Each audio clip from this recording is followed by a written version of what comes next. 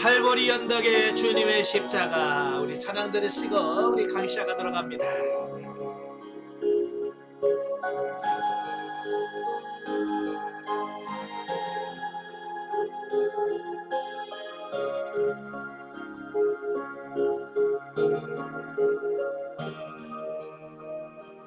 갈보리 언덕에 주님의 십자가, 그 피로 내 죄를 깨끗하게 씻었네.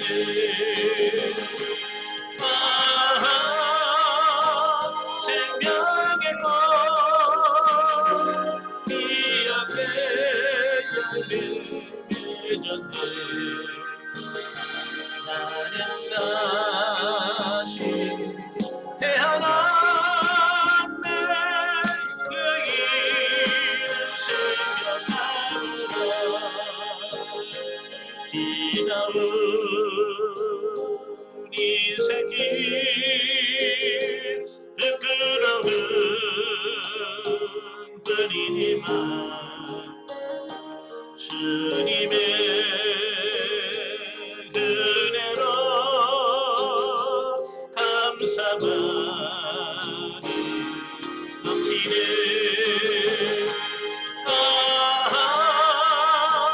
생명의 꽃 이 앞에 열매 맺었네. 나는 다시 태어났네. 그 이름 생명나무라. 나는 다시 태어났네. 그 이름 생명나무라.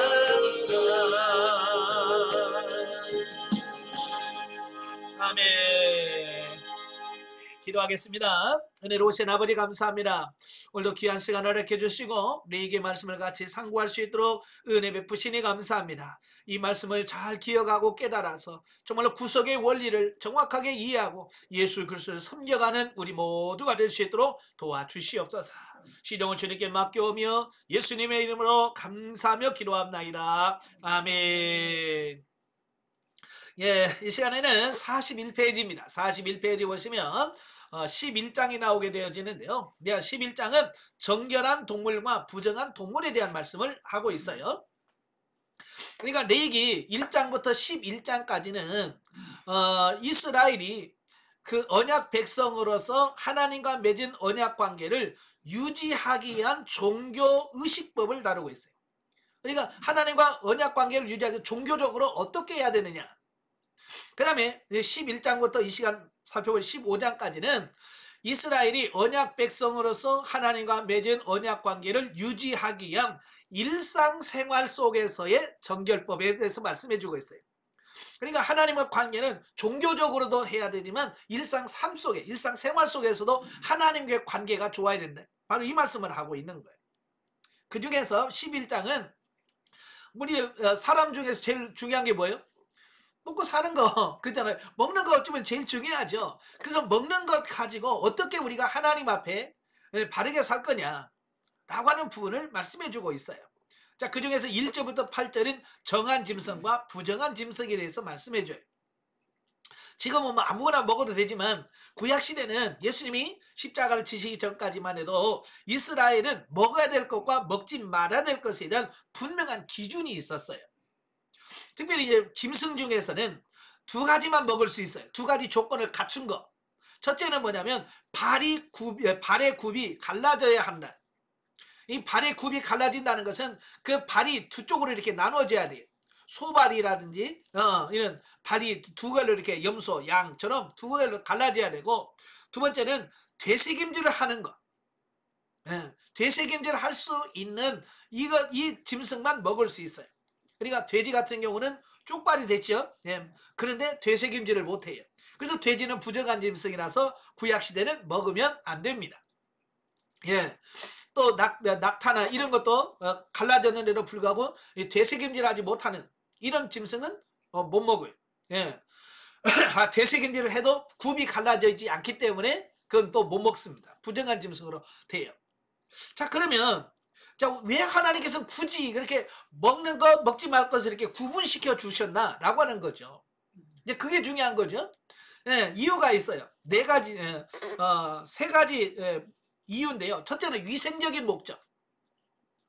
자, 위생적인 목적은 뭐냐면 보통 이제 부정한 거 먹지 말라고 하는 짐승들을 가만히 보면 사는 것이 조금 불결합니다. 예. 사는 것이 불결하고요. 좋지 못한 환경에서 많이 자라요. 돼지 같은 경우는 어때요? 구정물통에 굴러다니고 똥물에 굴러다니고 그러잖아요. 어떤 그런 부분에서 사는 것이 불결하다. 그래서 먹지 말라고 하는 어떤 위생적인 부분이 담겨져 있고, 두 번째로는 정치적 목적입니다. 정치적 목적이라고 하는 게 뭐냐면 이스라엘 민족은 그 우상을 숭배하는 다른 민족들과 구별되어진 어쨌든 구별되어진 삶을 살아야 되는 거예요. 그러니까 먹는 것이 같다 보니까 먹는 것을 갖다 보면 같이 섞일 수 있는 거죠. 그죠? 예를 들어서 돼지고기 같이 먹으면 같이 먹을 수 있죠. 근데 우리는 돼지고기 안 먹어. 너희는 먹어. 그러면 이게 자동적으로 먹는 걸 가지고 이게 나눠지겠죠. 구분되어지겠죠. 예. 아마 여러분 회식 자리에 가서도 여러분 나눠지잖아요. 술꾼, 술 안 먹는 사람 이게 나눠지잖아요. 저도 이제 지금은 코로나 때문에 못 모이면 그 동창회 가면 딱 둘이 나눠요. 주사파, 비주사파.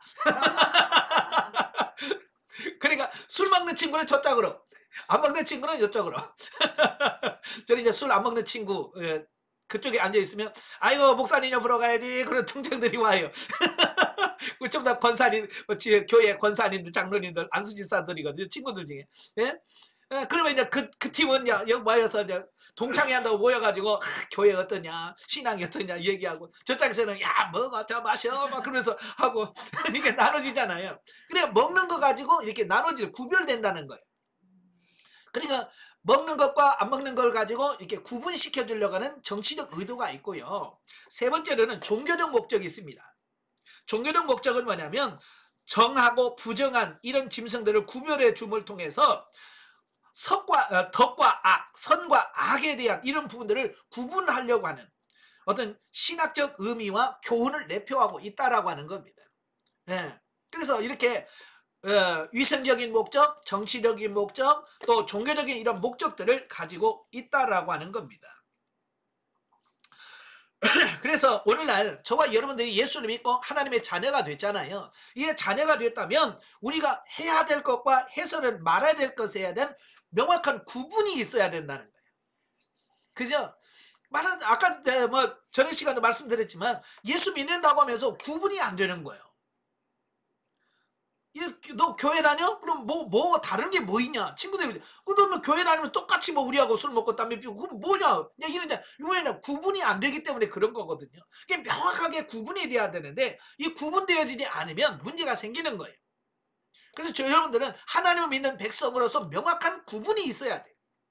예, 아시겠죠? 그래서 우리는 거룩해야 되고 우리의 삶이, 자, 여러분들을 가리켜서 뭐라고 부르냐면 성도라고 불러요. 성도. 성도라고 하는 것은 거룩할 성자, 무리도자, 거룩한 무리들이라는 뜻이에요. 거룩이라고 하는 말은 구별된다는 것이거든요. 예, 뭔가 이게 구분되어지는 거예요. 우리 먹는 걸 안 먹는다든지 무슨 뭘 안 한다든지 뭐 이런 구분이 되어진단 말이에요. 그러니까 예수 믿는 사람들은 세상 사람들 가운데서 분리되어져야 되는 어떤 이런 부분들을 보게 되어집니다. 그래서 구약에서는 그걸 뭘로 구분했냐면 먹고 안 먹고를 통해서 구분한 거예요. 예. 그래서 그게 중요한 거예요. 기준이. 자, 그다음에 두 번째로 9절부터 12절까지면 이제 정한 어류와 부정한 어류. 1절부터 8절은 짐승 중에서 먹어야 될 것과 먹지 말아야 될 것이라면 여기서는 물고기 중에서 먹어야 될 것과 먹지 말아야 될 것에 대한 구분이에요. 자, 물고기 중에서 먹을 수 있는 것 두 가지인데요. 지느러미가 있느냐, 물고기에 지느러미, 등 지느러미가 있느냐라고 하는 거고요. 그 다음에 비늘이 있느냐 없느냐. 자, 이 두 가지, 이 두 가지면 먹을 수 있어요. 근데 가만히 보면 요즘에 뭐 스태미나식이라고 해서 몸에 좋다고 하는 거 보면 이런 게 없어요. 그죠? 예, 장어, 미꾸라지 뭐 이런 것들 보면 전부 다 성경에 보면 원래 먹지 말라고 하는 어떤 이런 부분들이거든요. 왜냐하면 육신적인 사람이 좋아하는 것이기 때문에 영적인 사람은 그런 부분들을 어찌 보면 이런 걸 안 먹음을 통해서 그들과 구분시켜주는 어떤 이런 의미를 갖고 있다라고 하는 겁니다. 그러니까 이 기준은 누가 정하느냐? 사람이 정하는 게 아니고 하나님이 정해주시는 겁니다. 예. 하나님께서 이거 먹어 그러면 그 정한 거예요. 이건 부정한 거야. 그러면 왜 부정한데요? 라고 따질 이유가 없어요. 근데 오늘날은 많은 사람이 막 따져. 예. 예, 하나님께서 정하다 그러면 정한 거예요. 하나님 이건 부정한 거야. 그럼 부정한 건데 사람들은 자꾸 하나님 왜 부정한대요? 왜 이건 왜 먹으라고요? 이건 안 먹으라고요? 예? 따진단 말이에요. 그럴 필요 없다. 하나님의 말씀에 의해서. 그래서 보면 지느러미가 있고 비늘이 있는 물고기들 보면 대부분이 뭐냐면 좀 깨끗한 물에서 흐르는 물에서 살아요. 그러나 이 장어라든지 미꾸라지 이런 것들은 뭐요? 좀 음침하고 고여있는 물, 예? 이런 흙탕물 이런 데서 사는 이런 물고기들이 많습니다. 예. 그래서 이런 상징적인 부분들이 많이 있어요. 근데 다른 거에 비해서 이 물고기는 먹을 그 종류들이 많았는데 그게 뭐냐면 그때 당시만 해도 그 물고기를 주식으로 많이 사용을 했어요. 유대인들은. 예, 갈릴리를 중심으로 요단으로 해서 그게 물고기들이 많거든요. 저도 성지순례 가서 그 갈릴리 호수 옆에서 그 베드로 고기라는 그 있어요. 음식이 거기 보면 이 생선 큰 거 한 마리를 다 튀겨서 나와요. 맛있더라고요. 네. 바로 이제 그 물고기들을 주로 많이 먹어요. 그러니까 이런 부분에서 물고기는 이렇게 많이 먹도록 해놨다라고 하는 거고요. 그 다음에 13절부터 19절까지면 새, 정한 새와 부정한 새에 대한 말씀을 합니다. 그래서 새에서 먹지 말아야 될 것에 대한 말씀을 하고 있어요. 근데 먹지 말라는 새를 보면 구분이 되네. 첫째, 사나운 새. 막 다른 새를 잡아먹고 막 이런 새들, 독수리나 매, 솔개 같은 건 먹지 마라. 그 다음에 고독한 새, 올빼미라든지 까마귀나 부엉이, 당하종류 이런 것들 먹지 마라. 그 다음에 세 번째, 불결한 것을 먹는 새, 학, 황새, 대승 이런 종류들은 뭐 뱀이나 이런 걸 먹잖아요. 부정한 걸 먹어. 그래서 그런 새들은 먹지 말라라고 말씀해주고 있습니다. 예. 그 다음에 20절부터 28절까지면 곤충, 예, 곤충 중에서 먹어야 될 것과 먹지 말아야 될 것이 있는데요. 자, 곤충에서는 먹을 수 있는 게 뭐냐면 날개가 있어야 돼. 첫째, 날개가 있어야 되고 두 번째로는 네 발과 뛰는 다리가 있어야 돼. 그러니까 다리가 6개가 있어야 되는데 기어다니는 발 4개, 그다음에 뒤에서 이렇게 뛰는 다리가 2개가 달려 있어야 돼요. 네. 네. 메뚜기라든지 이런 데 보면 다 배 다리가 4개가 달려있고 뒤에 뛰는 다리가 있잖아요. 자, 이런 다리가 있는 것만 먹어라 라고 하는 말씀이에요. 거기에 해당되는 게 이제 메뚜기나 배짱이, 귀뚜라미, 팥종이 뭐 이런 것이 그 종류에 해당된다라고 볼 수 있겠죠. 자, 여기서 왜 그러면 그렇게 구분했을까?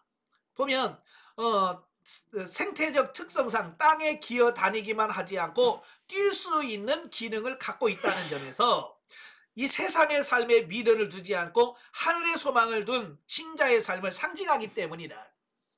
그러니까 기어 다닌다는 것은 땅에만 집착한다는 거거든요.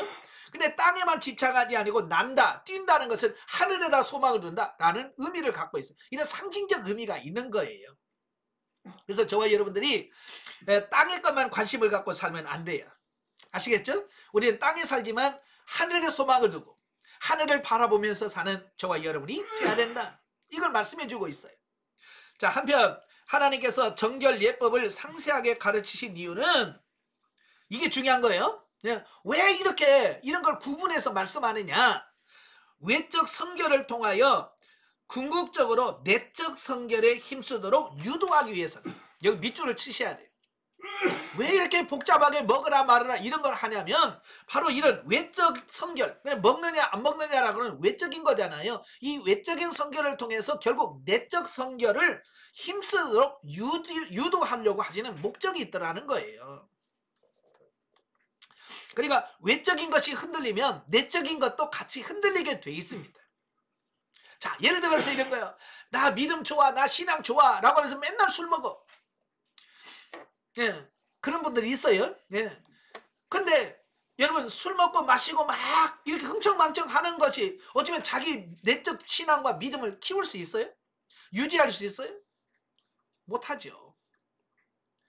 그러니까 외적인 것을 안 해야, 외적인 것을 끊어야 결국 내적인 하나님과 관계는 회복되어지는 거예요. 그래서 하나님께서 이런 외적인 부분들을 먹지 마라 라고 함으로 인해서 결국 하나님과의 관계를 회복시키려고 하시는, 우리를 성결시켜 하려고 하시는 목적으로 한 거예요. 그냥 우리가 먹는 게 싫어서, 먹는 게 귀찮아서, 보기 싫어서 가는 게 아니라는 거예요. 분명한 목적을 갖고 있다는 거예요.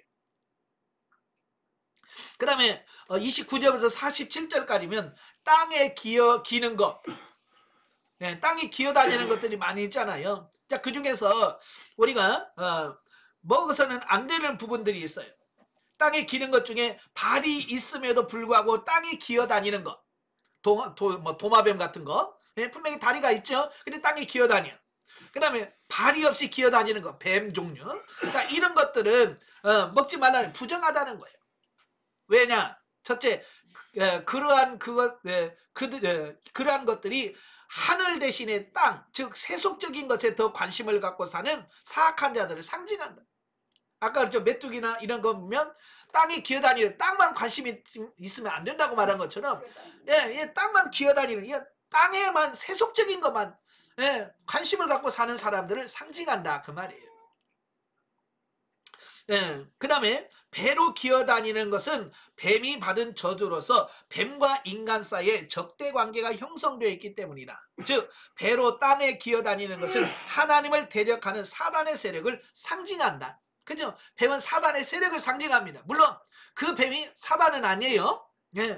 저도 어렸을 때 보면 그 창세기 3장을 오해해가지고 하여간 뱀만 보면 이런 나쁜 놈들을 다 죽였어요. 근데 걔네들은 얼마나 억울하겠어요.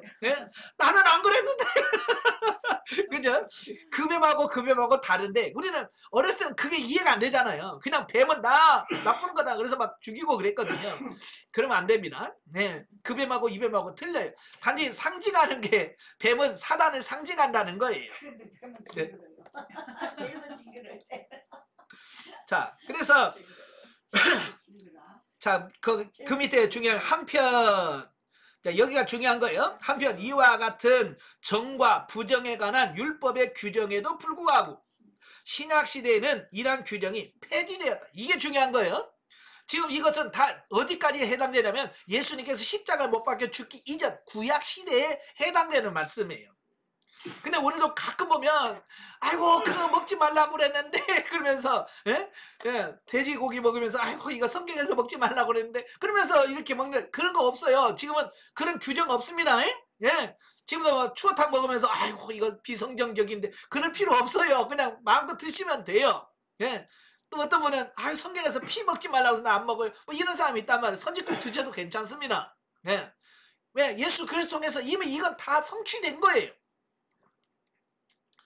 이는 하나님께서 요구하시는 참된 정결이 더 이상 어떤 종교적 표식에 있는 것이 아니라 모든 죄에서 깨끗하게 하시는 어린 양 예수 그리스도의 피 안에서 씻음을 받는 데 있음을 가르쳐주기 위함이다.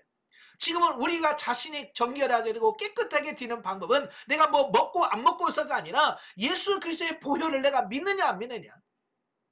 그죠? 예수 그리스도의 보혈로 내가 정결함을 받고 예수 그리스도를 통해서 내가 깨끗함을 받는 거지. 내가 뭐 안 먹는다고 내가 깨끗하고 그런 건 아니라는 얘기예요. 그 다음에 두 번째는 사악한 인간이라 할지라도 그리스도로 인하여 성결해질 수 있음을 교훈함은 물론 그리스도를 통하여 이스라엘과 이방인 사이에 놓인 담이 허물어졌다는 사실을 밝혀주기 위함이라. 그래서 구약에는 유대인들과 이방인들을 구분하기 위해서 너와 나는 달라 라고 하는 것을 하기 위해서 이렇게 먹는 것을 통해서 자꾸 이렇게 갈라놨단 말이에요. 근데 예수님이 십자가 못 박혀 죽으심으로 유대인과 이방인에 막힌 담을 허셨잖아요. 그죠? 이방인과 유대인의 담이 허물어졌어요. 화목해 왔어요. 화평하게 됐어요. 그래서 지금은 혈통적인 이방인과 유대인 이게 중요한 게 아니에요. 뭐가 중요합니까? 예수를 믿느냐 믿지 않느냐. 이제 요걸로 이방인과 하나님의 백성이 구분되어지는 시대가 되어진 거예요. 혈통적으로 보면 우리는 이방인이죠. 그죠? 유대인들이 아니잖아요. 아브라함의 그 피가 우리 흐릅니까? 우리는 안 흘러요. 그러니까 혈통적으로는 우리는 이방인이지만 예수 그리스도를 믿음으로 우리는 영적 아브라함의 자손이 되고 이스라엘 백성이 되었어요. 그죠? 그러니까 근데 유대인들이라 할지라도 혈통적으로 아브라함의 피를 이어받았다 할지라도 예수 안 믿으면 그들은 영적 이스라엘 백성이 아니에요. 아브라함의 자손이 아닌 거예요. 예, 바로 이런 부분들을 우리가 기억을 하셔야 됩니다. 네, 그래서 이제는 우리로 그래요. 뭐 교회에서 먹어라 먹지 마라 이거 먹으면 뭐 되고 먹지 마라 이걸로 우리가 구분하는 것이 아니라 우리의 삶 속에서 스스로가 우리 자신을 지키고 거룩하게 하는 이 부분이 중요하다라고 하는 것을 말씀해 주고 있습니다. 그래서 지금은 교회에서 누가 먹고 안 먹고를 따져서 사람을 구분하면 안 됩니다. 예를 들어서 술 먹어요. 그래서 아이고 술 먹는 사람이 교회에 와 오지 마 이러면 안 돼요. 술 먹어도 하나님의 자녀는 자녀예요. 하나님의 백성인 겁니다. 예, 그거 가지고 먹는 것 때문에 차별하지 마십시오. 아시겠죠? 또 이러면 술 먹은 사람 참 좋아할 겁니다. 그런데 문제는 뭐냐면 예, 먹고 마시는 나중에도 설명드리겠습니다만은 먹느냐 안 먹느냐가 중요한 것이 아니라 지금은 기준이 달라요. 지금은 뭐가 기준이냐? 하나님의 영광이 되느냐 영광이 되지 않느냐가 기준이 돼요. 그래서 고린도전서 10장 31절에 보면 예, 무엇을 먹든지 무엇을 마시든지 무엇을 하든지 나 하나님의 영광을 위하여 하라.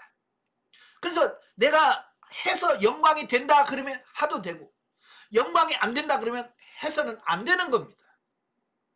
아시겠죠? 그래서 여러분도 직업도 마찬가지예요. 직업을 할 때 내가 이 직업을 갖고 있을 때 하나님의 영광이 된다 그러면 그 직업을 선택하는 거예요. 그러나 내가 이 직업을 함으로 하나님의 영광이 안 된다 그러면 내려놓을 수 있어야 돼요. 예를 들어서 이런 거예요. 예를 든 거예요. 내가 장로인데 술집 하면 돈 많이 벌어. 물장사하면 돈 많이 번다고 그러죠. 근데 장로인데 돈 벌기 위해서 술집을 해. 자, 하나님의 영광이 되겠어요? 안 되겠어요? 안 되죠. 그러니까 그런 거예요. 이건 그 술집에서 돈을 얼마를 버느냐가 중요한 것이 아니라 하나님의 영광이 되느냐 안 되느냐에 따라서 이건 아닌 거야. 그죠? 그래서 돈이 되느냐 안 되느냐가 아니라 이거 하나님의 영광이 안 된다 그러면 그건 내려놓으셔야 돼. 그죠? 그러니까 이 기준이 돈을 얼마나 버냐 안 버냐가 아니라 하나님의 영광이 되느냐 안 되느냐라는 거예요. 그러니까 술을 먹어서 하나님의 영광이 된다면 먹어요. 그러나 하나님의 영광을 가리운다 그러면 먹지 말아야 돼요. 아무리 먹고 싶어도. 이게 기준이 다른 거예요. 예, 어떤 분이 저한테 그래요. 목사님은 술 못 먹지요? 그래서 아니요 저 잘 먹어요. 단지 안 마실 뿐이에요. 제가 그랬어. 권씨치고 술 못 먹는 사람 없어요. 안동 김씨, 안동 권씨 다 같은 종씨거든요. 그래서 김씨나 권씨는 다 술 좋아해요. 예. 그래서 술 못 먹는 게 아니에요. 예. 단지 이게 하나님의 영광이 안 되기 때문에 내가 먹을 수 있지만 안 먹을 뿐이에요. 이걸 분명히 하셔야 돼요. 아시겠죠? 왜? 영광이 안 되니까. 만약에 여러분 제가 술 많이 마셔가지고 얼굴 뻘게 가지고 예배 드리겠습니다. 그러면 하나님께 영광 그러겠어요? 에이 그러잖아요. 이 영광이 안 되는 거야. 그래서 안 먹는 거예요. 네. 뭐 몸에 안 받아서 안 먹는 게 아니라 그러니까 여러분도 마찬가지예요. 내가 뭘 하느냐 안 하느냐 내가 잘하느냐 못하느냐가 중요한 게 아니에요. 이걸 함으로 하나님의 영광이 되느냐 안 되느냐라고 하는 부분이에요. 며칠 전에 어느 분이 저한테 전화가 왔어요. 자기 딸이 노래방에서 알바를 하는데 옆에 교인들이 그런 데서 어떻게 집사 딸이 그런 데서 알바하는 게 좋냐 그냥 그런 것 때문에 이제 좀 문제가 생겼던 거예요. 예. 시급도 세고 다른 데서는 한 시간에 10,000원도 안 되는데 거기는 13,000원씩 준다는 거예요. 그러니까 이게 돈도 많이 주고 그러니까 막 딸은 하려고 하는데 주변에서도 이 집사 딸이 그런 데 가서 노래방 가서 이랬는데 하면 그렇지 않냐 이제 그러는 거예요. 그래서 이걸 말려야 돼요, 뭐 해야 돼요 라고 하더라고요. 네, 거기서 내가 아무리 깨끗하고 내가 신앙의를 지킨다 할지라도 다른 사람이 봤을 때 그게 하나님의 영광이 안 된다라고 생각하면 그건 그만둬야 된다. 시급이 얼마나 세고 안 세고가 중요한 게 아니라, 그렇잖아요. 그래 우리 예수 믿는 사람은 직업을 선택할 때도 항상 그게 중요한 거예요. 내가 이 직업을 통해서 하나님의 영광이 될까 안 될까, 이 기준이 되셔야 돼. 아시겠죠? 네. 자, 45페이지로 갑니다. 12장 산모의 정결법. 자, 여러분, 출산은 하나님의 축복일까요, 저주일까요? 아이를 낳는 게 축복이에요, 저주예요? 축복이죠. 자녀를 낳는 걸 복이에요. 그런데도 불구하고 성경에 보면 아이를 낳는 이 엄마는 부정하게 돼. 그래서 그 아이를 낳는 그 부모는 산모는 정결 기간이 있고, 정결 기간이 된 다음에 그 정결을 하게 하는 제사를 드림으로 깨끗하게 받는 어떤 이런 부분을 볼 수 있는 거죠. 자, 그래서 1절부터 5절까지면 산모의 그 부정한 기간이 있습니다. 아이를 낳으면 부정하는 기간이 있는데, 남자를 낳았을 경우에는 40일 동안 부정하고, 딸을 낳았을 때는 80일 동안 부정합니다. 예. 그래서 남자와 여자하고 이렇게 배가 차이가 나요. 예.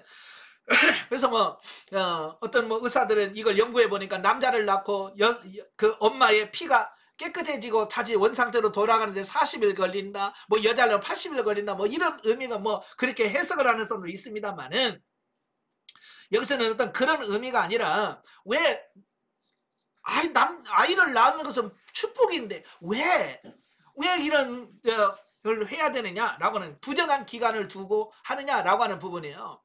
그것은 위생적인 부분과 영적인 부분으로 나눌 수 있어요. 사실 출산을 한다라고 하는 것은 산모에게나 그 막 태어난 아이에게는 면역력이라는 게 이런 게 적잖아요. 그래서 아이를 태어나자마자 여러 사람 만나고 그러면 질병 걸릴 수 있는 가능성이 있는 거죠. 그래서 그를 구분하기 위해서 남자는 40일, 여자는 80일 동안 접촉을 금지하고, 자, 그런 부분이 있습니다. 이건 위생적인 부분이에요. 근데 항상 위생적인 부분만 있는 게 아니에요. 영적인 부분이 따로 있는 거죠.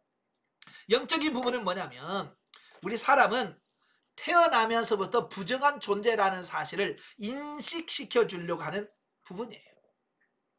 우리 사람은 태어나면서부터 죄인으로 태어나요.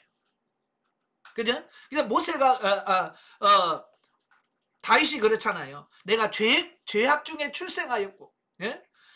모친이 죄 중에 나를 잉태했도다. 그리고 욥은 뭐라고 그래요?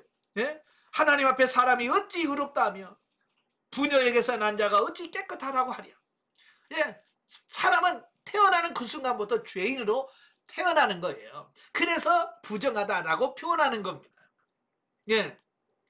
그러면 왜 남자 여자는 왜 차이를 두냐, 하나님도 이런 차별을 두느냐라고 할 수 있겠지만, 자, 여기서 두 가지 의미가 있어요. 첫째는 뭐냐, 죄가 여자를 통해서 세상에 들어왔다는 사실을 상기시켜 주는 거예요.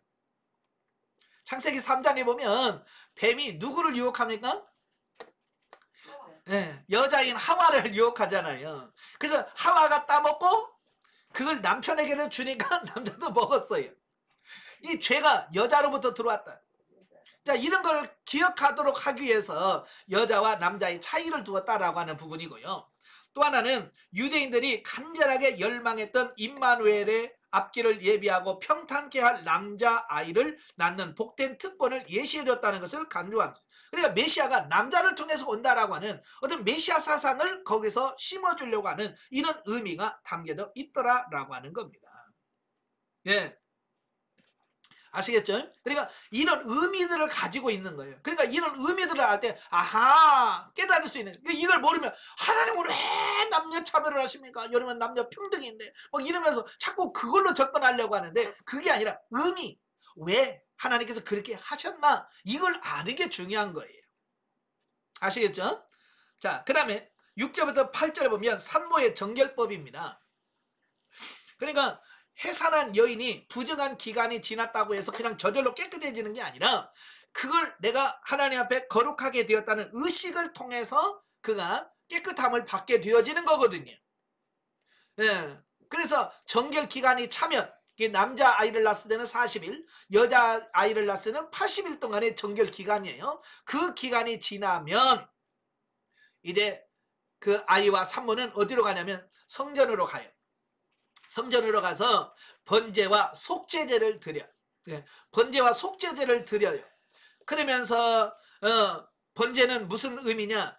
해산의 고통과 위험에서 생명을 지켜주신 하나님께 감사한다는, 예? 그리고 나를 더 주를 위해서 살겠습니다는 헌신의 의미를 담은 번제를 드리게 됩니다. 그리고 또 번제 예물로는 어린 양이나 집비둘기 혹은 산비둘기가 사용되었다라고 하는 겁니다.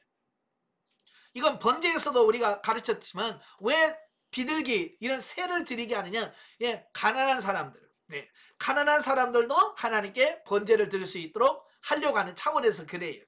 참고로 보면 예수님도 가난하셨어요. 태어나면서 너무 가난했어요. 그래서 정결 예를 치르기 위해서 성전에 들어가서 비둘기로 제물을 드렸거든요. 그러니까 예수님의 그 모친이나 그 집이 가난했다라고 하는 것을 보여주는 거죠.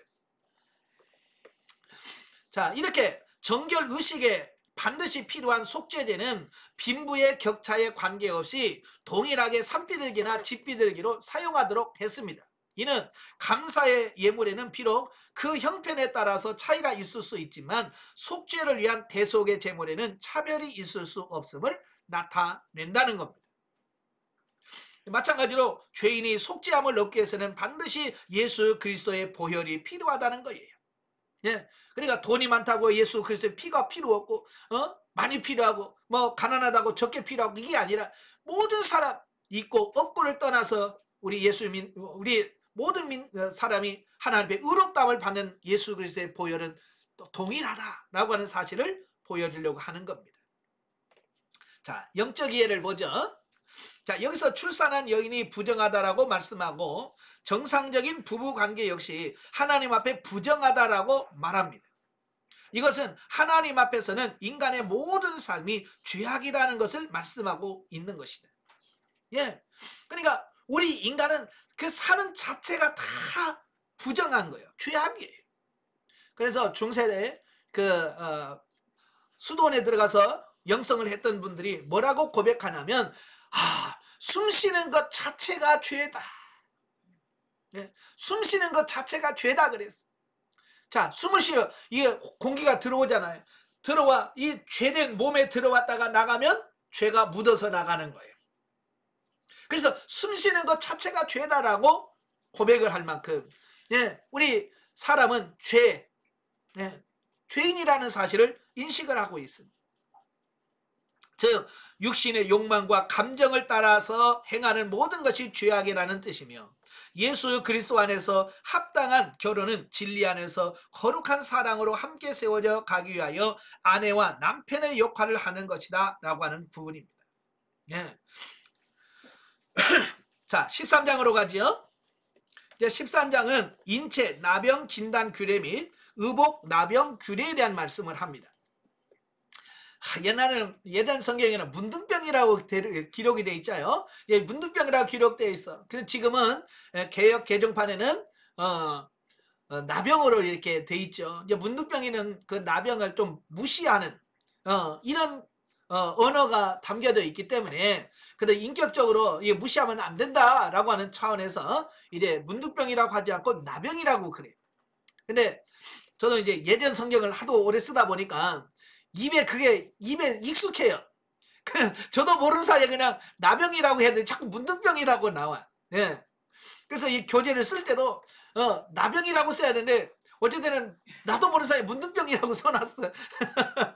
이 점 이해하시길 바래요. 예. 이 나병이라고 하는 것은 이 나균이라고 하죠. 나균.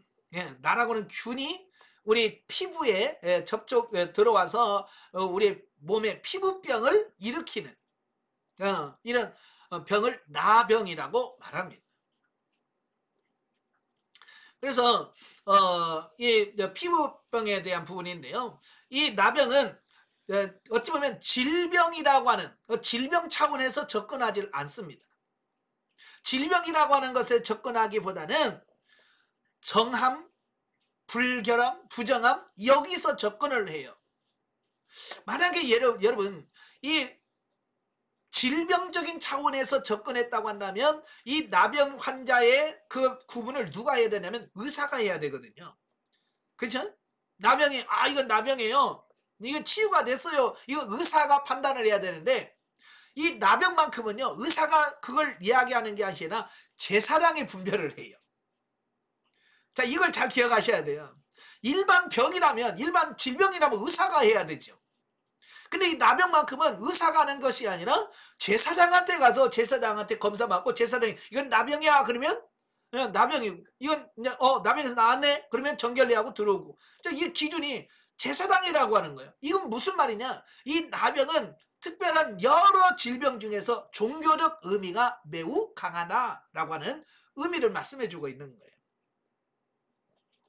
그래서 이 나병이란 질병은 구약이나 신약에서도 굉장히 많이 나와요. 그래서 특별히 13, 14장 두 장에 걸쳐서 이 나병에 대한 말씀을 합니다. 그만큼 나병은 굉장히 신앙생활, 영적인 생활에서 중요한 어떤 의미가 있다라고 하는 것을 말씀해주고 있는 거죠. 예. 자, 여기서 왜 그러면 나병이 중요하냐? 왜 성경에서 나병을 그렇게 중요하게 여기냐? 이것은 나병이 가지고 있는 특성과 이 죄의 특성과 매우 유사해요. 예, 이 나병의 특성과 이 죄의 특성이 너무 유사해. 그래서 아마 이 우리의 죄를 인식시키기 위해서 나병을 가지고 온 것이 아닌가라고 볼 만큼. 예. 자, 첫째 뭐냐? 나병의 병영구는요. 그것이 잠복해 있는 동안에는 그 징후가 외적으로 거의 나타나지 않는다. 그처럼 죄는 하나의 미세한 성향으로 인간의 본성에 잠복해 있으며 감춰진 욕망의 상태로 인간의 마음에 내재되어 있다라고 하는 겁니다. 그러니까 나병은 감염이 됐어도 금방 나타나는 게 아니라 오랜 잠복 기간을 가지고 있어요. 이게 드러나지 않는다는 거예요. 드러나지 않다가 어느 날 이게 드러난다는 겁니다. 잠복기가 길다는 겁니다. 여러분 죄도 마찬가지예요. 죄인이라고 해서 맨날 죄 짓는 게 아니에요. 아마 여러분 연애할 때 상대방을 다 압니까? 모릅니까? 모르죠. 연애할 때 연애를 10년 해도 다 몰라. 이 사람이 어떤 사람인지 몰라요. 그리고 결혼해서 보면 막상 이제 또 그때 나오거든요. 이게 잠복기간이 그렇게 길어요. 네. 그러니까 나중에 결혼하고 저런 인간이었으면 내가 안 할 텐데 그런단 말이에요. 그만큼 뭐요? 잠복기간이 길다. 이 죄라고 하는 것은 그런 거예요. 그러니까 연애할 때는 안 드러나. 연애할 때는 안 드러나다가 때가 되면 드러나. 성격도. 네. 그런 죄의 잠복기간. 그게 나병하고 비슷하다. 두 번째는 뭐냐? 나병의 징후에는 처음에는 조그만한 반점으로 나타나다가 그것이 나병의 증세인지 아닌지 거의 분간할 수 없다. 이처럼 죄도 처음에는 죄의 모양으로 나타나지 아니하고 아주 미묘하고 불확실하게 나타난다는 겁니다. 그러니까 시작은 아주 작게 시작한다는 거예요. 우리 속담에 소도둑이 바늘도둑이 된다고 그러잖아요. 처음부터 소도둑 없어요. 처음부터 아주 작은 거 뭐 바늘 하나 그까이 거만 가져갈 수도 있지라고 생각을 그 작은 거부터 훔치기 시작하면 나중에는 소까지 훔치는 큰 도둑으로 커가는 것처럼 죄도 마찬가지. 한 번 성질내? 그럴 수 있지 뭐. 이제 그렇게 각각 넘어갈 수 있어요. 근데 그게 반복이 되면 나중에 성질 나면 나중에 그 분노를 참지 못해서 심지어 사람까지 죽이는 일이 생긴단 말이에요. 그러니까 이 분노라고 하는 작은 것도 처음에는 작게 시작을 해요. 예. 근데 그게 점점점 커진다 그 말이에요. 마찬가지로 나병도 작게 시작했다가 커지는 것처럼 죄도 작게 시작해서 점점 커지는 어떤 이런 부분. 또 세 번째, 나병의 증세에는 급격히 발전하여 온몸에 퍼진다는. 마찬가지로 외적으로나 내적으로 자극된 죄는 욕망으로 발전하고 계속해서 의지로 발전하며 그 의지는 죄악된 행동으로 나타난다라고 하는 겁니다. 그러니까 이게 한번 처음에는 작게 시작하지만 그게 이제 확 번지기 시작을 하면 걷잡을 수 없으면 확 번지는 거예요. 예. 바로 우리도 마찬가지예요. 죄도 처음에는 뭐 옛날에 보면 그 고스톱 치잖아요. 노름한다고 그러죠. 예. 저는 점 100, 뭐 점 50, 점 10 갖고 시작하잖아요. 그죠?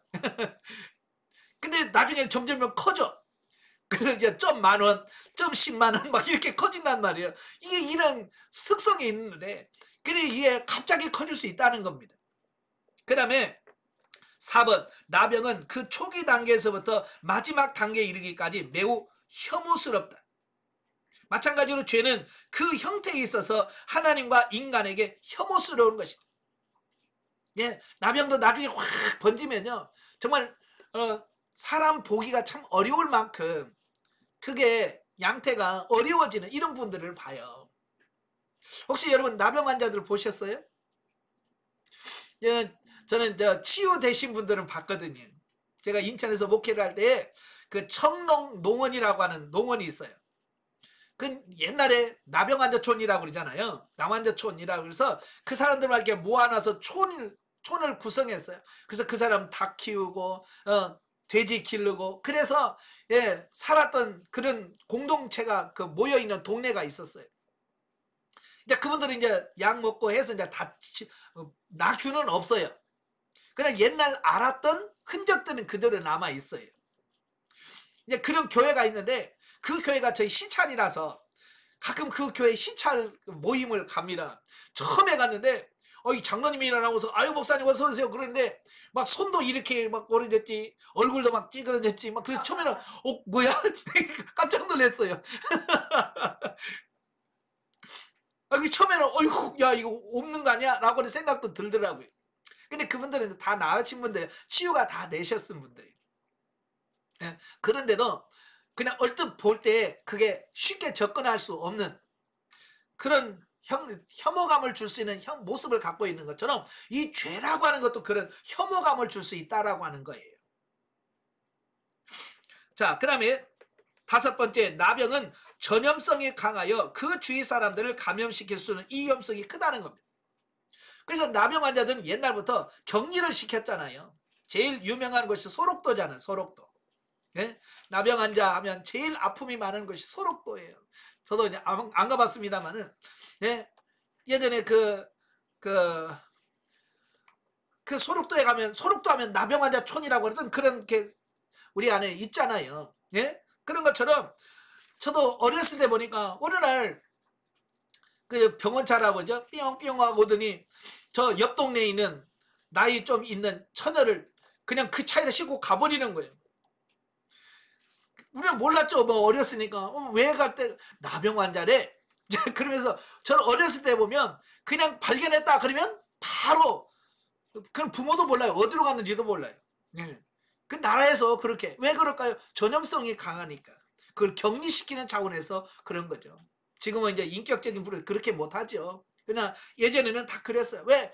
전염성이 강하니까 다른 사람들에게 옮긴다는 거예요. 죄라고 하는 것도 마찬가지예요. 여러분 죄라고 하는 것도 얼마나 그렇게 잘 본받는지 몰라요. 애들 보세요. 예? 어린이집 한번 갔다 오면 욕부터 배워. 그러죠. 참 이게 죄는 왜 이렇게 잘 배우는지 몰라. 전염성이 강하다는 거예요. 그만큼 이 나병하고 죄는 유사성이 많아요. 그래서 하나님께서 이 나병을 특별하게 종교적인 의미를 부여해서 나병 환자들을 특별하게 취급을 했다라고 하는 겁니다.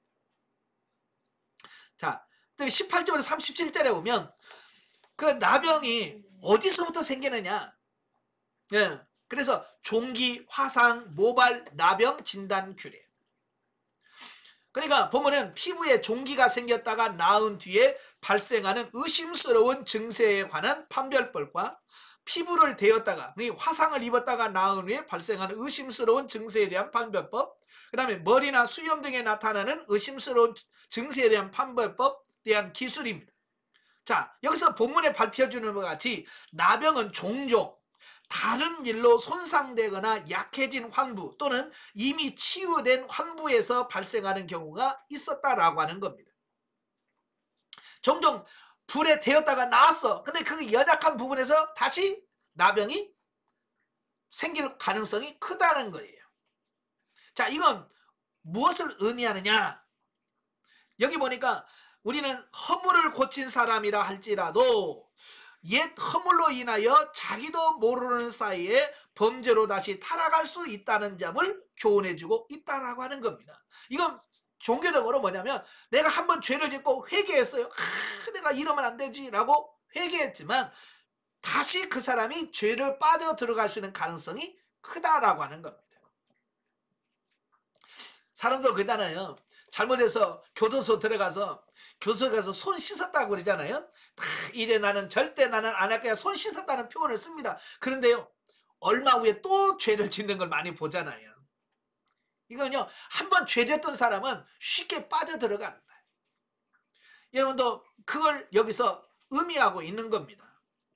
그러니까 한번 내가 허물을 고친 사람은 조심해야 되는 거예요.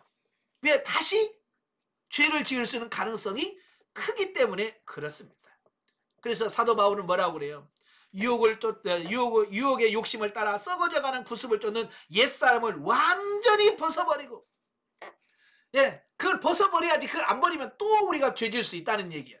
또 범죄할 수 있다는 얘기예요. 여러분도 마찬가지예요. 여러분 안에 예를 들어서 혈기가 있어요. 이 혈기를 완전히 처리해버리지 못하면 다시 나는 혈기를 부릴 수밖에 없는 삶을 또 살아. 처리해 못하면 그래요. 그래서 계속해서 제가 여러분 1차 감정 처리, 2차 감정 처리 계속 말씀하는 이유가 뭐예요? 그때 다 이걸 처리를 다 끝내버려야 된다 그러면 이걸 처리하지 말고 남겨놓으면 또 거기서 또 나와. 여러분도 그러잖아요. 막 혈기 처리하면 이제 혈기도 안 나. 화도 잘 안 나. 그러면 이거 다 됐나 싶으면 또 언제 쑥 올라와. 한번 혈기 냈던 사람 또 내게 돼 있어요. 그래서 그걸 완전히 뿌리까지 처리하는 이런 부분들이 필요하다. 그래서 새 사람을 입어라 라고 바울이 강력하게 주장하는 이유가 바로 거기 있는 거예요. 그 다음에 38절부터 46절까지 보면 어누러기, 대머리, 나병 진단 조치. 그러니까 나병과 비슷한 다른 질병도 있다는 거예요. 그게 어누러기예요. 그게 곰팡이 균에 의하여 생기는 피부병인데요. 이건 나병은 아니지만 나병하고 유사해요. 자, 그래서 이거 혼돈하면 안 된다. 나병하고 혼돈하기 쉬운 어루러기와 또 대머리에 발생한 나병 판별법에 대해서 말씀해 주고 있습니다. 자, 여기서 이제 중요한 것은 나병에 걸린 사람이 어떻게 행동을 해야 되느냐라고 하는 부분이에요. 자, 이건 죄 지은 사람이 어떻게 해야 되느냐라고 하는 것과 똑같아요. 자, 그래서 첫째, 나병 환자로 딱 판별돼요. 난 당신 나병이요 라고 판별되면 제일 먼저 뭘 해야 되냐? 옷을 찢고 머리를 풀어 헤쳐야 돼. 자, 여기서 왜 그럼 옷을 찢고 머리를 헤치느냐 라고 하는 부분은 뭐냐면 여기 이 행동은 분노, 화났다 라고 하는 그런 부분이기도 하지만 나 지금 슬프다, 나는 괴롭다, 난 고통스럽다 라고 하는 어떤 그런 표현이고, 보러 옛날에 보면 사랑하는 사람이 죽었을 경우, 부모님이 죽었을 경우, 자, 이럴 때 유대인들은 머리를 풀고 옷을 찢어. 그래서 내가 지금 심히 고통스럽다, 나는 지금 마음이 아프다라는 걸 표현했거든요. 마찬가지로 나병이요 라고 하면 옷을 찢어, 머리를 풀어. 이건 뭐예요? 나도 부모님이 돌아가신 이상으로 나 고통스럽다, 나 지금 심히 괴롭다 라고 하는 그런 죄에 대한 애통함, 이걸 표현하는 거예요. 근데 오늘날은 죄를 짓고도 이런 애통함이 없는 거예요. 옷을 찢는 이런 모습이 안 나타나는 거예요. 요즘은 어째 죄진 사람이 더 당당해. 자, 그런 모습을 보면서 이건 아니에요. 죄지면 스스로가 뭐예요? 옷을 찢고 애통하면서 머리를 풀고 고통내야 돼. 아시겠죠? 그 다음에 두 번째로 스스로 부정하다라고 외쳐야 됩니다. 그래서 나병 환자들은 길을 가다가 누가 다른 나병 걸리지 않는 사람이 오잖아요. 가까이 오면 나는 부정하다, 나는 부정하다라고 외쳐야 돼. 왜? 그래야 그 사람이 오다가 그래서 피해갈 수 있도록. 왜냐면 나병 환자가 만지거나 옆에 있으면 옮길 수도 있고 전염될 수도 있기 때문에 나병 환자들은 다른 사람이 자기 주위에 오면 안 돼요. 그래서 다른 사람이 자기 옆에 오면 부정하다 부정하다 해야 돼. 만약에 그 얘기를 안 하면 정한사들이 와서 돌멩이 갖고 막 던집니다. 그래서 돌에 맞아 죽을 수도 있어요. 그래서 정한사를 오면 나는 부정하다라고 외쳐야 돼. 이건 뭡니까? 스스로 나는 죄인입니다라고 고백할 줄 아는, 하나님 앞에 고백해야 된다는 것을 의미하는 거예요. 그 다음에 마찬가지로 우리 모든 인간은 하나님 앞에 부정한 자요 죄인이다. 율법은 육적 나병 환자에게 스스로 정죄하도록 했지만 복음은 영적 치유 불능 상태에 있었던 자들에 대한 구원의 기쁨을 찬송하게 합니다. 자, 그 다음에 세 번째가 뭐냐? 나병 환자 진 밖으로 추방을 합니다. 그래서 같이 머물 수가 없어요. 그래서 나병 환자 촌이라고 해서 그들만 모여 사는 그 무리가 있어요. 그래서 나병으로 판별이 되면 그 무리 속에 들어가서 살아가게 되어지는 거예요. 왜? 전염성을 방지하려고 하는 거죠. 자, 오늘 마찬가지예요. 이건 무슨 말이냐? 오늘도 범죄하고 타락한 성도는 추방되어진다라고 하는 것을 의미합니다.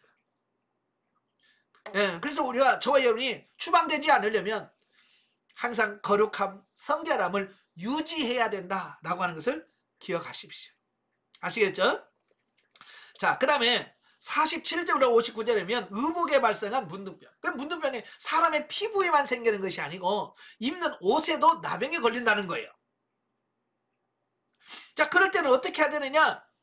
이제 그 옷에 나병이 걸린 것 같다. 그러면 그 옷을 가지고 제사장한테 갑니다. 그럼 제사장에 가서 보고, 이거 좀 아닌데, 좀 의심스러운데, 이건 긴가민가 할 때는 옷을 빨아라 그래. 그래서 옷을 빨고 7일 후에 다시 가져갑니다. 그래서 그게 없어지면 그냥 그 아닌 거고, 옷을 빨아내도 불구하고 다시 거기에 번졌거나 그런 경우는 그 부분을 잘라냅니다. 오려내는 거죠. 과감하게 도려내는 겁니다. 자, 이건 뭘 의미하느냐? 첫째, 하나님을 섬기는 거룩한 백성은 그가 사용하는 도구나 환경까지도 정결하고 조심스럽게 사용해야 한다는 의미를 담고 있습니다. 또 한 가지는 나병이 발생한 옷을 과감하게 소각하듯이 우리는 죄의 모양이라도 단호하게 끊어버리는 용단을 내려야 한다는 교훈을 하고 있습니다. 그래서 이 나병이 계속 번지면 놔두면 안 되겠죠. 그래서 태워버려. 다 태워서 없애든지 아니면 그 부분만 잘라서 내버리든지 이렇게 과감하게 잘라내거나 태우는 이런 결정이 용단이 필요하다는 겁니다. 근데 가만히 보면 우리는 죄 짓는 사람은 뭐가 그리 죄가 아까운지요. 그걸 버리질 않아요. 그죠? 그래서 성질 내는 사람은 그 성질 내는 거 나빠. 그거 버려. 그래도 어떻게 그렇게 꽁꽁 그 싸매고 있는지. 그죠? 죄 짓는 사람은 꼭 그걸요 감싸요. 버릴 생각을 안 해. 그리고 자꾸 변호를 합니다. 아이고 그래서 그래. 내가 평소는 안 그랬는데. 그리고 자꾸 변명만 하고 안 버려. 그러니까 변화가 없는 거예요. 과감하게 버리셔야 돼요. 여러분 가족 중에서 남편이나 아내나 자녀들이 예를 들어서 남편이 아이 당신 그 성질머리 좀 고쳐. 그러면 당신 나 잘해. 그러면 안 돼요. 아 나도 모르는 그게 내게 있구나. 그걸 빨리 그 눈치를 채야 돼. 아 내가 그런 성질이 있구나. 그런 성품이 있구나. 그래서 그걸 빨리 깨달아서 아버지 남편이 자꾸 이런 성질이 있대요. 하나님 나 이거 처리시켜 주세요 라고 빨리 그 부분 하나님께 가서 처리를 해야 돼. 근데 우리는 그렇게 안 해요. 당신이나 잘하셔. 그러고 그걸 처리를 못하고 계속 그걸 감싸고 정당화 시켜버리는 거예요. 그러니까 이거 계속 부부싸움만 계속 늘어나지. 그걸 처리를 안 하니까. 그리고 부부 사이도 안 좋지. 그게 처리가 안 되니까 하나님 사이도 안 좋아져. 아시겠죠? 그래서 영성훈련은 이제부터 누가 만약에 애들이 엄마 이런 거 고쳐야 돼. 그러면 네가 뭐라노? 그러면 안 돼. 오 주님이 이 아이를 통해서 나를 또 가르쳐 주셨네요. 아버지 감사합니다. 그래서 하나님 주님 이거 고치게 해주세요 라고 어린아이가 얘기를 해도 그걸 빨리빨리 고쳐가는 그런 삶에 대한 그런 용단이 필요한 거예요. 아시겠죠? 예. 여러분 일주일에 한 번씩만 고쳐봐. 여러분 한 달이면 여러분 천사 돼요. 1년이면 여러분 거의 예수님 장성한 분량까지 갑니다. 일주일에 하나씩만 고쳐도. 근데 우리 1년 가도 하나를 못 고쳐. 여기서 우리 3년 봤는데도 우리 한두 가지를 못 고쳐. 그러니까 훈련하고도 변화가 없네. 왜? 바뀌어야 되는데 안 바뀌니까 그러는 거예요. 좀 바뀌어지시길 바래요. 아시겠죠? 자, 14장으로 가죠. 자, 14장은 나병 환자 정결 예식 규례, 또 가옥 나병 규례에 대한 부분입니다. 그러니까 나병에 걸렸다가 치유가 돼서 다시 공동체로 들어올 때 어떤 의식을 거쳐야 되느냐. 보통 이제 나병은 불치병이라고 인식을 합니다. 한번 걸리면 못 낫는다. 아니에요. 나아요. 지금 같은 경우는 의술이 많이 발달하고 약이 발달돼서 나병 환자도 많이 낫습니다. 예전에도 나았어요. 그러면 나았다고 해서 나 나았네 해서 마음대로 들어가는 게 아니라 절차를 거쳐서 의식으로 치른 다음에 복귀하는 어떤 이런 부분이 필요한 거예요. 자, 그래서 나병 환자가 나았을 경우에 제사장한테 갑니다. 그건 제사장이 그걸 검사하겠죠. 진짜 나았는지. 그래서 좀 의심스럽다 그러면 다시 7일 동안 가둬놔. 그래서 나중에 다시 확인해서 정말 나았다, 치유됐다, 확실하다 그러면 제사장은 정한 산새 2마리와 백향목, 홍색실, 우수초를 준비함. 그래서 그걸 준비한 다음에 먼저 새 한 마리를 잡아서 그 목을 비틀어서 그걸 잡아서 그 피를 흐르는 물에다가 이렇게 피에 섞습니다.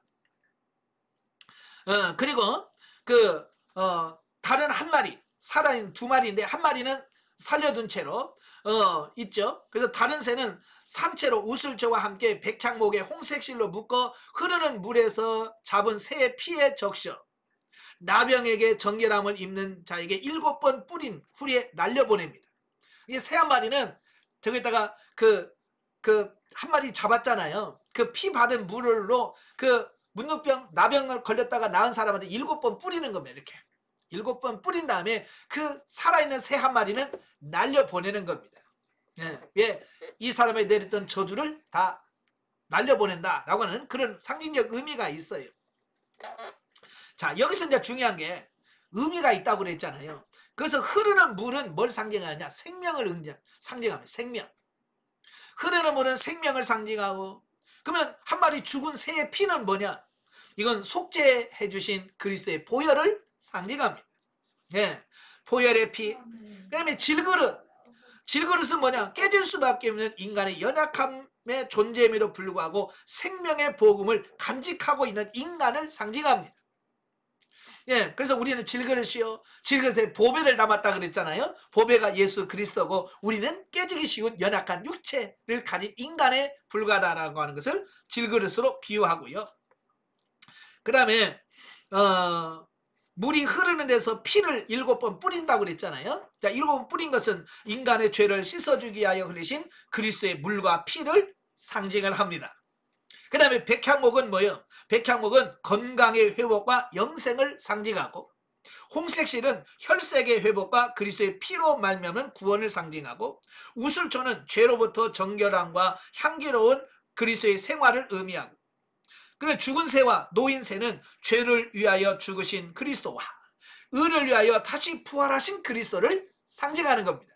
이 한 마리는 죽은 것은 예수 그리스도의 죽으심, 날려보내는 것은 예수 그리스도의 부활을 의미한다라는 거예요. 자, 이렇게 다 의미가 있는 거예요. 그래서 이런 의미를 알아야 그런 의미였구나 이걸 알 수 있거든요. 자, 그리고 이제 정결한 자로 선포된 나병 환자는 첫째, 옷을 빱니다. 너 깨끗하게 됐어 라고 하면 옷을 빨아요. 그 다음에 온 몸에 머리부터 발끝까지 털이란 털은 다 밉니다. 그리고 나서 몸을 깨끗하게 씻어요. 그리고 나서 이제 하나님의 공동체인 선민 이스라엘이라는 공동체에 들어갈 준비를 하게 되어지는 거예요. 근데 이와 같은 준비 작업은 7일간 진행합니다. 근데 여기서 7이라고 하는 숫자는 완전수, 또 완전한 기간, 즉 의롭다함을 받은 성도가 거룩해져 가는 성도의 성화의 전 기간을 상징한다라고 보는 겁니다. 즉 성도는 구원받은 후 그리스도의 모습으로 닮아가는 성화의 기간을 거쳐서 비로소 완전한 상태인 영화에 도달한다는 것을 비유하고 있습니다. 예, 저와 여러분도 지금 여러분이 예수 그리스도를 믿고 구원받았지요? 예, 그러면 여러분이 영화의 단계까지 가는 성화의 과정에 있는 겁니다. 이 성화의 과정에서 날마다 여러분이 변화되고 새로워지셔야 돼요. 아멘. 예, 어때요? 변화돼 가고 있으신가요? 거룩해지고 있으신가요? 자, 작년하고 지금 비교해서 어때요? 조금 나아진 것 같다. 손 들어봐요. 예, 할렐루야. 감사하네. 그럼 우리가 좀 변화되고 조금이라도 하여간 눈곱만큼이라도 이게 소망이고요. 이게 성화될 과정이거든요. 근데 너무 조금만큼 바뀌면 안 되겠죠. 네? 이게 좀 보여야 하지요. 그래야 나도 정말 효과가 있네. 정말 영성을 받기를 잘했네. 라고 하는 어떤 그런 부분을 가질 수 있거든요. 이게 변화된 부분이 안 나타나면 이거 받아도 소용없네. 그러잖아요. 좀 변화된 부분이 좀 나오시길 바래요. 아시겠죠? 그 다음에 10절부터 20절까지 보면 치유된 나병 환자의 정결 제사. 그러니까 나병 환자로 치유된 사람은 1차 선포 의식을 앞에서 했고요.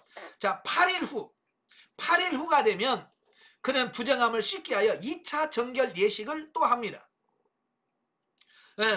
그래서 8일 후에 자신의 부정을 씻게 하여 어린 양을 취하여 기름 한 녹과 함께 속건제를 드리고 또 순양 하나와 암양 하나 그리고 에바 10분의 3의 기름 섞은 소제물로 각각 속죄제와 번제와 소제를 드려야만 하습니다.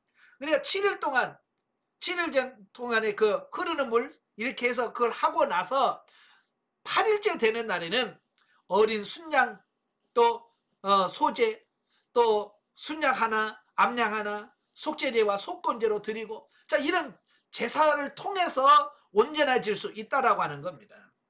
예, 그래서 이 나병이라고 하는 부분은 그게 완전히 회복되고 돌아오는 게 쉽지 않잖아요. 그죠? 그래서 치유받고 돌아올 때에 확실하게 이런 정결 예식을 확실하게 지켜야 된다라고 하는 것을 말씀해주고 있습니다. 예, 그래서 저와 여러분도 마찬가지로 범죄하고 타락했지만 여러분 공동체 안에 들어가려고 하면 이렇게 완전하게 자기 자신을 변화시키고 회개한 다음에 공동체에 들어가야 된다는 것을 말씀해주고 있어요. 자, 21절에서 32절까지 오면 가난한 나병 환자의 정결 규례. 여러분 나병에 걸린 기간이 따라서 다르겠지만 여러분 나병 환자 기간 동안에 무슨 돈을 벌겠어요. 가난했겠죠. 그죠? 나병 환자가 뭐 돈을 벌겠는데 저 외지에서 살다가 치유가 되어 돌아와서 아까도 말한 것처럼 어린 순양 하나 또 기름 한인 또 속건제로 순양 하나 암양 하나 또 에바 10분의 3 기름 섞은 소제물 이런 걸 또 준비하려면 돈이 없는데 그죠? 가난한데 이런 게 있겠냐? 그래서 그런 사람들 위해서는 또 특별하게 이걸 또 하나님께서 감해 주셨어요. 가난한 자들을 위해서 어떻게 했어요? 어린 양 한 마리와 고운 가루 10분의 1 에바와 산비둘기나 집비둘기 새끼 2마리로 이걸 대치하도록 만들었어요. 참 하나님을 보면 정말 자상해요. 정말 나 돈 없어서도 못해요 라는 핑계를 대지 못하도록 가난한 사람들에 대한 배려를 하나님께서 기가 막히게 하시고 그래서 저는 번제 때도 말씀드렸지만 돈 없어서 못했어요 라는 핑계를 하나님 앞에 절대 대지 못하도록 하나님께서는 이 돈 문제만큼은 철저하게 해결해 놓으셨어요. 아시겠죠? 그래서 여러분도 핑계 대지 마세요. 가난하다고 가난해서 나는 없어서 못했어요 라는 핑계 대지 말고 있는 상황에서 최선을 다하면 되는 거예요. 근데 많은 사람들은 이 가난한 것 때문에 자꾸 거기 때문에 자격지심 때문에 예를 들어서 이런 거야. 예를 드는 거예요. 교회 건축하는데 누구는 막 1억 냈대, 누구는 1,000만 원 냈대. 근데 나는 10만 원 내고 혼자 시험 들은 사람이 있어요. 그럴 필요 없어요. 그냥 내 삶 속에서 나의 환경에서 최선을 다하면 되는 거예요. 10만 원 할 수 있는 10만 원 하면 되는 거고 100만 원 할 수 있는 100만 원 하면 되는 거고 그것도 못하면 10,000원이라도 하고 근데 문제는 뭐냐? 할 수 있는데 안 하는 게 문제죠. 그죠? 할 수 있는데 아까워서 못하는 거하고 하고 싶은데 없어서 못하는 거하고 차이가 있잖아요. 그러니까 하나는 중심을 보기를 원하신다라고 하는 것을 보게 돼요.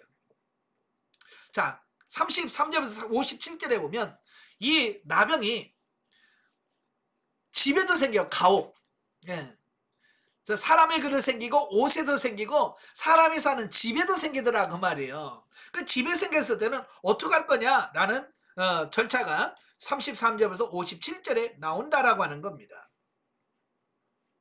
근데 이 가옥에 발생한 나병규례는 언제냐? 너희들이 나중에 가나안 땅에 들어갔을 때 하라는 거예요. 왜냐하면 지금 이스라엘에서는 장막 치고 있기 때문에 여기는 해당이 안 되겠죠. 이제 가나안 땅에 들어가서 진짜 집을 짓고 살아갈 때 이런 집이 나병에 걸리겠죠. 자, 그런데 여기서 중요한 것은 가나안은 약속의 땅은 가나안 땅은 뭘 상징하느냐? 요즘으로 말하면 교회를 지칭한다라고 볼 수 있어요. 그 가나안은 교회라. 그렇다면 교회 역시 불안하다는 것. 이스라엘 사람들이 가나안 땅에 들어갔는데도 불구하고 나병에 걸려. 마찬가지로 오늘도 저와 여러분이 교회라고 하는 곳에 갔는데도 여러분이 어때요? 부족한 부분이 보여진다라고 하는 것이죠. 사실은 교회는 죄가 없이 깨끗한 사람들만 모여 살면 얼마나 좋겠어요. 그죠? 완전한 사람들만 모여서 교회를 형성하면 얼마나 좋겠습니까? 그러나 이 세상에는 교회는 완전한 교회가 아니잖아요. 어쩌면 교회는 죄인들만 모여있는 곳이 교회거든. 그래서 교회는 문제가 있을 수밖에 없어요. 그래서 많은 사람은 왜 교회가 왜 그래? 라고 하는데 원래 교회는 그럴 수밖에 없습니다. 왜? 죄인들만 모여서 거룩해져가는 장소가 교회예요. 여러분, 자동차 공장에 가면 무슨 차만 들어와요? 자동차는 고장난 차만 들어오잖아. 그죠? 고장난 차만 보여. 마찬가지로 교회는 누구만 오냐? 죄인들만 오는 거예요. 그러니까 교회가 시끄러울 수 있고 문제가 있을 수 있어요. 그러니까 그것 때문에 교회가 왜 그래? 라고 해서 시험 들 필요 없어요.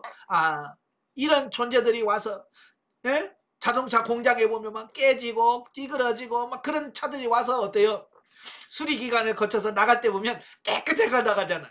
그죠? 마찬가지로 교회에 들어올 때는 그렇게 그런 엉성한 모습으로 들어왔어도 그냥 교회 다니면서 그게 수리가 되고 고쳐져서 온전해져서 그 단계까지 가야 되는 거거든요. 그러니까 교회는 성화되어져가는 과정하는 곳이에요. 그러니까 사람들 죄 짓는 거 보고 너무 그것 때문에 시험 들지 않기를 바래요. 많은 사람들 그 아직 변화되지 못한 몇 사람 때문에 교회가 엉망이라고. 그래서 교회 때문에 시험 들어서 교회 안 나간다라고 말하는데 그건 아니에요. 또 교회 다니고 10년, 20년 됐으면 좀 변화돼야 되는데 변화가 전혀 안 되는 것도 문제고요. 자, 15장으로 넘어갑니다. 15장은 남녀 유출병의 정결법에 대한 말씀을 합니다. 자, 1절부터 5절에 보면 남자의 유철병에 관한 규례가 나와요. 자, 보면은 남자의 성기에서 발생하는 유출병에 관한 규례로 유출병을 앓는 자는 부정한 자로 여겨졌을 뿐만 아니라 그와 접촉하는 모든 것도 부정한 것으로 여겨졌다. 그리고 유출병이 나은 자는 7일 동안 옷을 빨고 물에 몸을 씻은 후 제8일에는 산비둘기들이나 집비둘기 새끼 2마리를 취하여 그를 위하여 속죄와 번제를 드려야 했다라고 하는 겁니다. 자, 그러면 여기서 말하는 유출병이라는 뭐냐? 여기서 말하는 유출병이라고 하는 말은 이 성기, 생식기가 허약해서 피가 나오거나 정액이 무의식적으로 흘러나오는 질병을 유출병이라고 그래요. 근데 이 유출병은 거의가 뭘로 생기냐면 성적인 타락에서 오는 성병이라고 보시면 돼요. 여기는 정확하게 말씀하고 있지만 않지만 뭐 인질이라든지 매독이라든지 뭐 이런 병들을 통칭한다라고 보면 되겠어요. 그러니까 이런 성적인 타락에서 오는 질병을 종교적으로도 부정하다라고 본다는 거예요. 성경에서 이 간음이라고 하는 말은 육신적인 간음도 쓰지만 종교적인 간음, 영적인 간음도 간음이라고 하거든요. 그래서 우상을 숭배하고 하나님만 섬겨야 될 백성들이 하나님을 섬기지 않고 우상을 숭배하는 것을 간음했다, 음행을 행했다라고 표현하거든요. 예. 그래서 이 성적인 타락은 결국 하나님과의 관계를 무너뜨리는 그런 행위에 해당된다라고 보는 겁니다.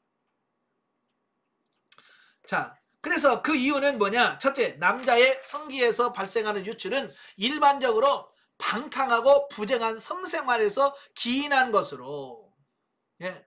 그러니까 부부간의 정상적인 관계에서는 이런 병이 안 생깁니다. 부부간에서는 사랑해서 부부간에서만 이런 사랑을 나누면 이런 성병이 안 걸립니다. 유출병이 안 걸려요. 부부가 아닌 다른 데 가서 엉뚱한 짓 하니까 이런 병이 생기는 거잖아요. 그죠? 예. 그래서 그 자체가 하나님 앞에서 용납할 수 없는 불결하다라고 하는 어떤 그런 의미를 이야기를 하는 거예요. 그래서 그들은 종교적으로 이건 부정하다라고 하나님께서 말씀하시는 겁니다. 또 하나는 유출병, 두 번째, 유출병이 육체 내에서 분비된다는 점에서 볼 때 이것은 사람들의 마음속에 넘쳐나는 음란, 미움, 교만, 탐심 등을 비유한 것으로 타락하고 부패한 인간의 본성을 상징한다라는 겁니다. 예, 그러니까 이것은 우리 속에서 나오는 음란, 미움, 교만, 탐심, 자, 이런 것들을 비유한다는 거예요. 그러니까 나는 성적으로 나는 다른 사람하고 나는 그런 거 없어, 나는 깨끗해 라고 말할지 모르지만 내 안에서 음란한 생각이 드러나고 내 안에 탐심이 생겨나고, 이건 뭐예요? 구약에서 말하는 유출병과 같은 부정한 것이다 라는 것을 말씀해 주고 있어요. 그래서 이런 부분들을 처리를 하셔야 돼. 그래서 사도 바울이 뭐를, 정과 욕심을 어디다 처리했다가 십자가에 못을 박았다 그랬잖아요. 그러니까 여러분 안에서 이 속에서 나오는 것들이 있다면 이런 부분들을 반드시 처리해야 되는 거예요. 그래서 훈련 받을 때 가난 1-4-5 때 1차 감정 처리, 2-4-5 때 2차 감정 처리. 그래서 여러분 속에서 흘러나오는 거 있잖아요. 이거 유출되는 거, 이 마음에서 나오는 거, 요것들을 어떻게 해야 돼요? 십자가에서 처리해야 돼요. 하나님, 내 안에 이런 게 있네요. 하나님, 내 안에 이런 음란이 있어요. 주님, 십자가 처리시켜주세요. 하나님, 내 안에 이런 탐심이 있네요. 십자가 처리시켜주세요라고 해서 그런 부분을 철저하게 처리하고 그런 과정이 필요하다라고 하는 거예요. 아시겠죠? 그래서 보면은 유출병자가 접촉하는 것을 모두 부정한 것으로 규정하고 있습니다. 이는 죄가 비록 은밀하다 할지라도 접촉하는 것은 쉽게 오염시키고 그 자체를 변질시키기 때문이다. 따라서 우리는 항상 죄를 경계하며 죄는 그 모양이라도 버리고 패역한 세대에 자기를 구하기 위하여 타락한 자와 교제를 멀리해야 된다라고 하는 겁니다. 네. 그래서 유출병에 걸린 사람은 다른 사람들과 접촉하면 안 돼. 자, 그 다음에 16절에서 18절까지 보면 설정에 관한 규례입니다. 자, 보면은 정상적인 남녀의 성관계로 인하여 발생하는 성정이 아니라 설정입니다. 이응이 아니라 리을입니다. 이 설정에 대한 규례로, 설정한 자는 전신을 물로 씻고 또한 그 정수가 묻은 의복까지 물에 빨아야 했고요. 그날 저녁까지 부정했다라고 하는 겁니다. 그러나 이 경우에는 그 부정을 씻기 위하여 제물을 드릴 필요는 없었다라고 하는 겁니다. 왜? 정상적인 부부의 성관계는 죄가 아니기 때문에 그렇다라고 하는 겁니다. 그러니까 이 성이라고 하는 것은 하나님께서 우리 인간을 창조하시고 인간에게 주신 선물 중에 하나가 뭐냐? 성이에요, 성. 그래서 이 성을 죄악시하고, 네? 이건 아닌 거예요. 하나님께서 우리에게 주신 선물이 뭐냐? 성이에요. 그래서 부부간에 서로 사랑하면서 가까워지는 것처럼 하나님과 우리가 영적인 긴밀한 교제를 나눠야 된다는 것을 상징적으로 보여주는 겁니다. 아시겠죠? 예. 그래서 그럼에도 불구하고 하나님이 짝지어주는 부부간의 관계라 할지라도 그 관계 이후에는 어떻게 하라고요? 옷을 빨고 몸을 씻고 하나님 앞에 정결하게 하는 이런 의식이 필요하다라고 하는 겁니다. 아시겠죠? 그러니까 우리는 뭐 부부 사이에서 한 건데 뭐 라고 할지라도 그 관계 후에는 자기를 씻는 이런 부분들이 필요하다라고 하는 거예요. 자, 왜냐? 이유가 있는 거예요. 자, 오히려 부부간의 성관계는 생육하고 번성하라고 하는 하나님의 창조 목적을 위하여 세우신 제도였어요. 그죠? 이 성관계를 통해서 자녀를 출산하고 생육하고 번성할 수 있거든요. 그럼에도 불구하고 이 설정이 부정한 것으로 여겨지는 것은 그 자체가 죄라서가 아니라 인간의 타락 이후에 부패한 인간의 내부에서 나오는 것이기 때문에 의식상 부정한 것으로 취급된다 그 말이에요. 그러니까 죄인에서 나온 모든 것이 다 죄란 말이에요. 이걸 말씀해 주는 거예요. 그러니까 죄인된 인간에게서 나오는 모든 것이 다 죄예요. 아시겠죠? 어떤 분이 그래요. 우리 죄인에서 이 속에서 선한 것이 나와 착한 일에서 이게 뭐 착한 거니까 아니에요. 내가 죄인에서 나오면 내가 다른 사람을 돕는 선한 것도 이 죄의 몸에서 나왔다면 악한 거예요. 아시겠죠? 그래서 우리 자신을 처리하고 깨끗하게 하고 회개하고 하나님께 물어서 하나님 어떻게 할까요? 라고 해서 내 속에서 나온 것이 아니라 하나님으로부터 나와서 순종해야 이게 진짜 생명이 되는 거예요. 아시겠죠? 예, 그래서 이걸 잘 기억하셔야 돼요. 또한 아담 이후 남녀의 성관계로 태어난 모든 인간은 원죄의 영향으로 인하여 죄의 저주 아래 태어나는 비극을 겪고 있기 때문이다. 이처럼 율법은 하나님의 축복으로 여겨졌던 남녀의 성관계마저 부정한 것으로 규정함으로써 죄의 영향이 얼마나 심각한 것인지를 교훈해주고 있습니다. 예, 이 죄의 영향이 이렇게 크다. 자, 이걸 통해서 우리에게 보여주는 게 뭐냐면 여러분 하나님께서 정상적인 부부로 만들어서 인정해준 부부간의 성관계도 하나님께서 부정해서 몸을 씻고 옷을 빨고 하는 이런 과정을 거치게 했다면 여러분 정상적인 부부관계도 성관계가 그렇다면 정상적이지 않는 부부에서 발생하는 이 성관계는 얼마나 부정할 것 이걸 설명해 주고 있는 거예요. 아시겠죠?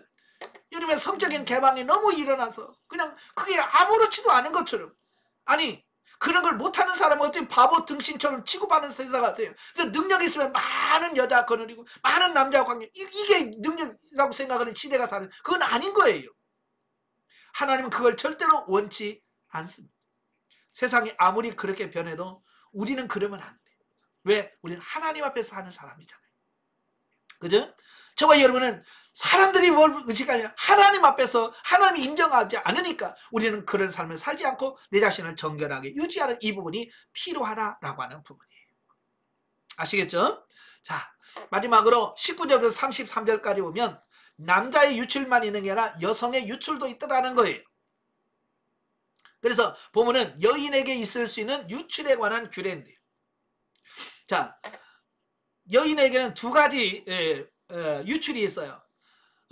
월경으로 인한 여인의 부정, 또 이 여인과 동침하는 자의 부정과 혈루병을 앓는 여인의 부정과 그 정결 규례로 구성되어 있습니다.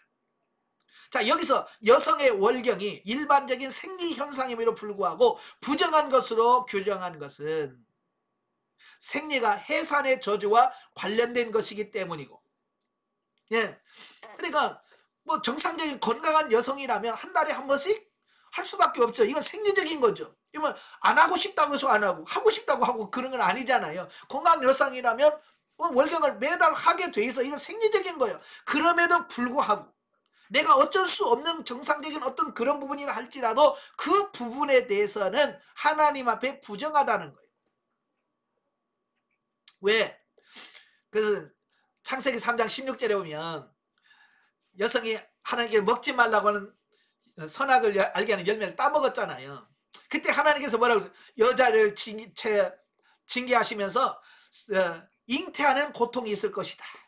네, 잉태하는 고통이 있을 것이다 라고 얘기했잖아요. 네, 바로 그 고통, 그 아이를 낳고 출생하는 이 모든 부분들 생리로부터 시작되잖아요. 그래서 이런 부분도 죄의 결과다라고 하는 부분을 알려주는 거예요. 그 다음에 혈루증이 부정하게 여겨진 것은 피의 유출이 몸의 파괴를 의미하는 것으로 고통과 죽음을 상징하기 때문이다. 자, 여기서 유출에 관한 귤에서 얻을 수 있는 교훈이 뭐냐? 첫째는 우리는 거룩한 경계심을 가지고 우리의 부패한 본성으로부터 나오는 죄의 요소를 조심해야 된다. 이것을 가르쳐주는 겁니다. 늘 자기 자신을 살피고 언제도 내 안에서 이런 죄가 흘러나올 수 있다는 걸 알고 자기 자신을 늘 지켜야 돼.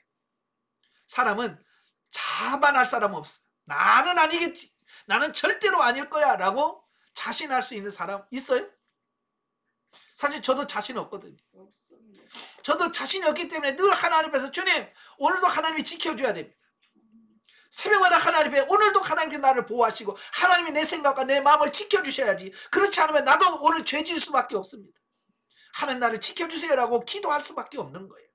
바로 하나님이 이걸 통해서 우리에게 말씀하려고 하는 게 그런 거예요. 죄에 대해서 경각심을 가져라. 죄에 대해서 심각성을 인식해라 그 얘기거든요.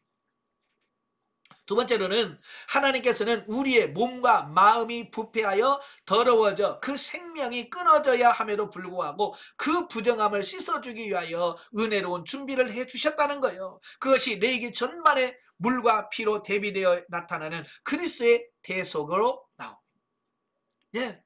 그러니까 우리가 죄를 지어도 예수 그리스도의 보혈의 피가 있기 때문에 예수 그리스도로 말미암아 우리가 새로운 생명을 얻고 새로운 삶을 얻을 수 있다는 그 희망을 우리에게 주시는 겁니다. 아시겠죠? 그러니까 죄졌다고 절대 낙심하지 마세요. 네. 죄지면 반드시 하나님 앞에 가서 아버지 회개합니다 라고 아까 나병 환자에 걸렸을 때 그가 옷을 찢고 나는 부정하다라고 외치고 예?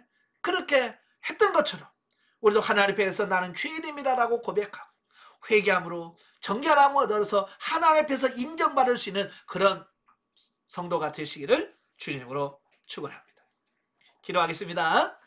하나님 아버지, 하나님께서 죄인된 우리를 부르시고 우리를 하나님의 자녀로 인쳐주셔서 감사합니다. 그럼에도 불구하고 우리는 여전히 죄 가운데 있고 죄 가운데 삽니다. 이런 연약한 모습을 주님께서 불쌍히 여겨주시고 날마다 우리 자신을 쳐서 복종시켜서 예수 그리스도를 닮아가는 우리 모두가 될 수 있도록 성령님 도와주시옵소서. 예수님의 이름으로 감사하며 기도합나이다. 아멘. 하나님께 드립니다.